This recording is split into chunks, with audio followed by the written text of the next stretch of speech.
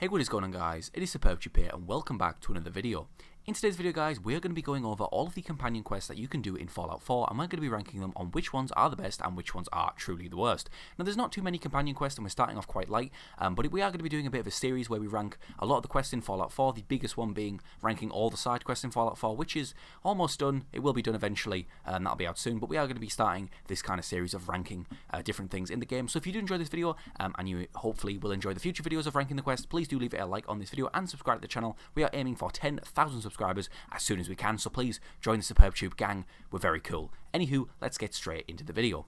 And now coming in last place, at number 5, we have Cait's companion quest, Benign Intervention. Cait, throughout her time with the player character, continuously uses chems and very clearly is an addict. However, after reaching enough affinity with her, she approaches and displays true fear for the first time and self-preservation. She wants to cease the chem use and detoxify herself. She discusses the rumors of Vault 95, a place where addicts can get clean with some type of Vault-Tec machine. Being the good friend that we are, we accept, and her companion quest, Benign Intervention, is started. Venturing over to Vault 95, we find it overrun with gunners and we must fight our way through. These gunners, Assaultrons, and Mr. Handys do put up quite a decent fight. After some mindless murder, we finally reach the detoxification room. Now, if we have master level hacking, we can open a door in the first major room of the vault and go there straight away. But if you don't, you have to go to the other Steve's office and open the door from their terminal. The vault is an interesting place itself, with another sad story caused by the villainous experiments performed by Vault-Tec. However, you can either learn the story if you choose, or just ignore it entirely. The point is to help Cait here. Eventually arriving at the detoxifier room, after quite a bit of repetitive mindless murder, Cait is unsure if she should go through with it. However, we have 4 chances of passing yellow speed checks to convince her, and eventually she chooses to and she is detoxified.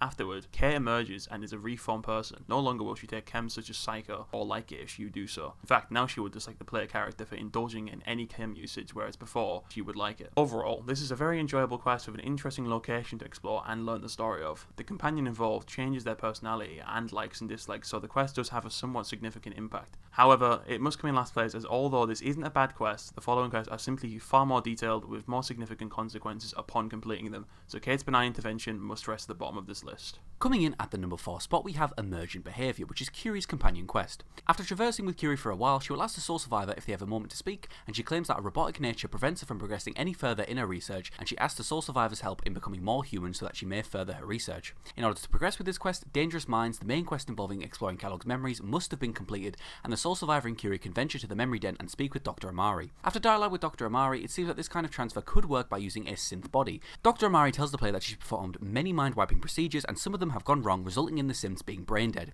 These synths could provide an opportunity for Curie to be used inside one of these bodies. After waiting 24 hours, the player will either find Gloria or a generic caretaker with a female synth designated G519. After convincing Gloria or the caretaker to go through with the process, Curie's mind will appear inside G519, and Dr. Amari will ask her some basic questions to ensure that her mind has fully gone inside the synth. Once this quest is completed, Curie is now a human being, no longer a robot following you around, but a fully fledged human. Overall, this quest is good and interesting, as it changes Curie as the character fundamentally. No longer is she a curious robot, but now a curious human being, exploring and traversing an entirely new world compared to the one that she knew. Curie comments on her humanity throughout her dialogues with the player, and ultimately, after maxing out your affinity with Curie, it seems as if she's always been a human and acts much more like a person than the funny science-mad robot she used to be. However, as the quest is very basic in that you simply talk to 2 people with a day's wait in between, it can't really rank any higher than it has been put. Coming in at the number 3 spot, we have Blind Betrayal, which is Paladin Danse's companion quest. After entering the Institute, utilising the network scanner, returning to the Brotherhood of Steel, and collecting the mini nukes for Liberty Prime, Elder Maxim wishes to talk to us and angrily accuses us of being in cahoots with Paladin Danse, who is revealed to be a synth as his DNA exactly matches an Institute synth known as M797. Maxim can either believe our innocence or not, and tasks us with eliminating Paladin Danse, up to this point a Brotherhood soldier through and through with no indication that he was a synth. We are told to speak to Scribe Halen, who tells us where Danse is hiding, deep inside Listening Point Bravo, inside the bunker, in the middle of nowhere, in the Commonwealth. Venturing to this location whilst being extremely confused as to how our companion and friend Paladin Danse could have hid such a tremendous secret from us, we are attacked by turrets outside, and once we go down into the bunker we are attacked by Protectrons, and once defeating them we find a despondent Paladin Danse outside of his power armor for the first time. We speak to Danse and learn the truth. He never knew of his condition and was just as surprised as everyone else to find out that he was a synth. Most likely he must have been rescued by the Railroad and mind-wiped to believe he was an ordinary human. A weird plot hole if you think about it, as the Railroad don't remember him at all when really they should. Our friend Danse still clings to the Brotherhood ideologies that go against his very existence and understands he must be killed in the name of the Brotherhood. We the player can make numerous choices here. We can brutally kill Danse and return to Elder Maxim and tell him the news, a pretty terrible ending to the quest, or we can convince Danse that he deserves to live and we can attempt to help him escape the Commonwealth so we can survive the scourge of the Brotherhood. But emerging out of the bunker with Danse, we find Maxon waiting for us. Maxon demands to know why Danse is not dead and why this machine has not been destroyed. We can concede and allow Maxon to kill Danse or do it ourselves, another brutal ending, or we can convince Maxon to allow Danse to live. Penetrating deep within the cold soul of Maxon and gripping onto the final shred of humanity he holds, Maxon permits Danse's survival and states that if he ever returns to the Brotherhood and shows his face, he will be killed on sight. This allows us to keep Danse as a companion and save his life, most definitely the best ending this quest has to offer. Danse is now fundamentally changed as a person. Before he was a repetitive generic soldier blinded by loyalty to the Brotherhood and unable to see the destruction they cause and how someone who is a synth deserves to live. Although Danse still supports the Brotherhood, he is no longer the straightforward soldier we thought, but a complex, conflicted enemy of his former self, a true refreshing revelation that is not seen too often in Fallout 4. This quest has to be ranked where it is due to the sheer surprise it causes on the player's face when the atom bomb of truth is dropped by Maxon, and also the deeper moral quandaries stretching and emanating from this quest. And now coming at number 2, we have MacCready's companion quest, Long Road Ahead. When travelling with MacCready long enough, MacCready will talk to Soul Survivor and tell them about Winlock and Barnes, two gunners that you will find harassing him when you first encounter him, and how he wants the Soul Survivor to go at the Masspag interchange and kill them. When Masspag interchange is reached, both Winlock and Barnes will be on the interchange itself. One of them is in T-60 armour, and the other has an entourage of gunners protecting him. After both Winlock and Barnes are eventually killed, MacCready will talk to Soul Survivor and say that he is relieved to see the two dead, and he will return the caps the Soul Survivor used to originally hire him. Actually taking MacCready himself to Masspag interchange for this part of the quest is not required. Now, after you continue to travel with him for a while and his affinity goes up, the second part of the quest will begin. MacCready will talk to Soul Survivor again, and he will tell him about his son Duncan, and how he has a disease that will ultimately kill him. He then asks the Soul Survivor to visit medtech research, where a cure may be found. Fight your way through fairly easy, low-level feral ghouls before reaching the top of the facility, and use the override password to unlock the sub-level area where the cure can be located. Once you find the cure, MacCready then tells the Soul Survivor to bring the cure to Daisy in Good Neighbour,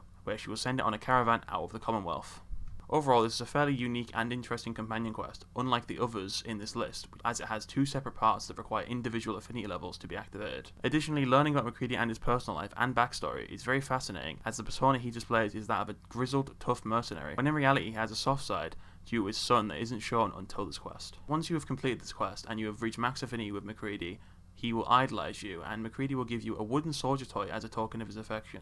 And now it's the top spot. Coming in number 1, we have Nick Valentine's companion quest, Long Time Coming. Nick Valentine is still disturbed by the original Nick's memories and tells of an old gangster named Eddie Winter, who used to be one of the largest crime bosses in Boston. Eddie Winter had planned to live forever, and as such invested in a radiation experiment that turned him into a ghoul. Due to this, he hid in a bunker under a sub-shop he uses as a pre-war hideout. Nick will give the Soul Survivor one of the 10 findable holotapes needed to hunt Eddie Winter down. The remaining 9 can be found in various locations, and these are Eddie Winter Holotape 0 in the Bad TFL Regional Office, Holotape 2 in the Malden Center, Holotape 3 in the Quincy Police Station, Holotape 4 in the Natick Police Department, Holotape 5 in Nahant Sheriff's Department, Holotape 6 in the East Boston Police Station, Holotape 7 in the South Boston Police Department, Holotape 8 in Police Precinct 8, and Holotape 9 in Coast Guard Pier.